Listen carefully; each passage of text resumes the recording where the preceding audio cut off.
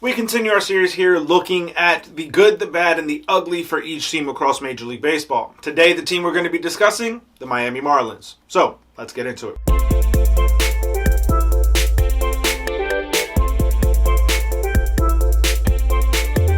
What's going on, baseball fans? Jeremy Laracuente here for the Baseball Banter Broadcast, and we're going to begin looking at the good for the Miami Marlins.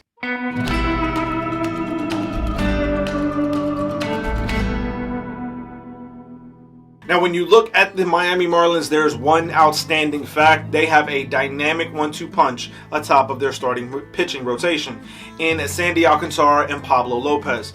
Now, whether or not these two players remain with the organization, we'll have to wait and see. But as far as what they have right now, these two starters are legit. Having these two starters be able to go out 2 out of every 5 days is a very good blessing for the Miami Marlins and a benefit to what they're able to do there in South Florida.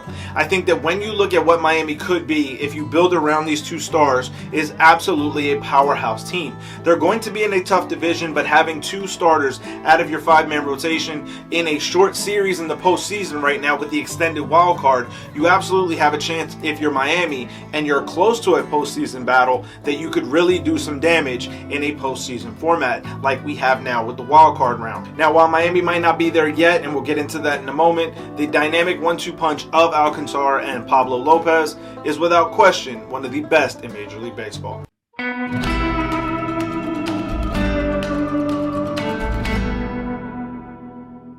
Now, as we look at the bad for the Miami Marlins, as I just hinted at, they are in no man's land when it comes to the season rankings, the playoff seedings, and as well as the draft seedings. When you look at what this Miami Marlins franchise is, they're sitting in the middle of no-win situations. They're not arguably amongst the very worst teams in Major League Baseball, but they're also not at the best. They're not even close really into a wild card spot. At the time of this recording, Miami is 13 games out of the wild card, so they're not close to being able to compete for a postseason spot. But when you also look at the other end of the spectrum where they could fall into a draft lottery, they're also not there. There are going to be several teams worse than them this season that are going into that draft lottery. The Marlins are not going to find themselves there. So they're not going to find themselves amongst the upper echelon in top tier draft pick compensation or in the postseason hunt. By being stuck in this no man's land, in this middle ground, the Marlins have effectively hindered their rebuild for an absolute eternity for what it seems like for fans of South Florida baseball. I think that when you look at what the Marlins could have been, and yes, we know that Derek Jeter left early this season, before the season even started, from being a part of the ownership group there because the vision had changed, and more on that in just a second. But when you look at what that franchise could have been, what it could have been building towards with a lot of these young players that they have now in their ranks, this could have been a team that could have competed for a postseason spot. But now it's been blown up. There's nowhere to really place this franchise other than in no man's land.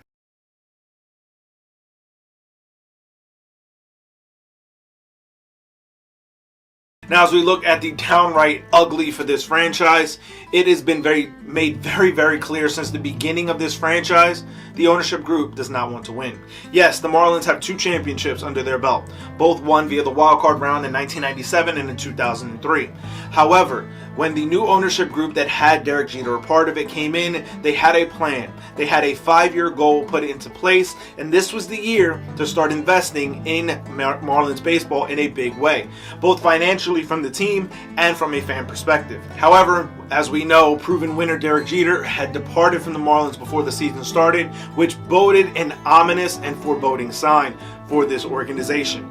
Once again, the franchise started to look at not actually spending money on this team and kind of leaving it squandering and floundering. As I just said, they're found in no man's land right now, nowhere near the postseason spot, but also not close enough to a draft lottery to be able to get a top level prospect in their organization via the draft. So I think that when you look at what this organization is dealing with, it is another failure amongst ownership to be able to actually prove to the fans of Marlins baseball that they want to win.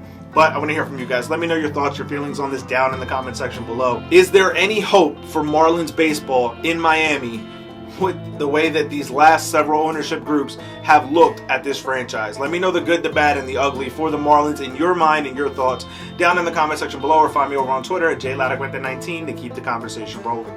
As always, keep it locked into the entire JLMG family with We Sips, the Granny Geek Show, and of course here on the Baseball Banter Broadcast by hitting that red subscribe button on all 3 channels. For sticking around to this point, head over to baseballbanterbroadcast.com. Use the promo code Marlins to save 5% off your order. Keep it locked in all season as we continue to look at the good, the bad, and the ugly for each team across Major League Baseball, as well as the latest news, notes, and my personal thoughts, theories, and opinions on the game of Major League Baseball. Peace.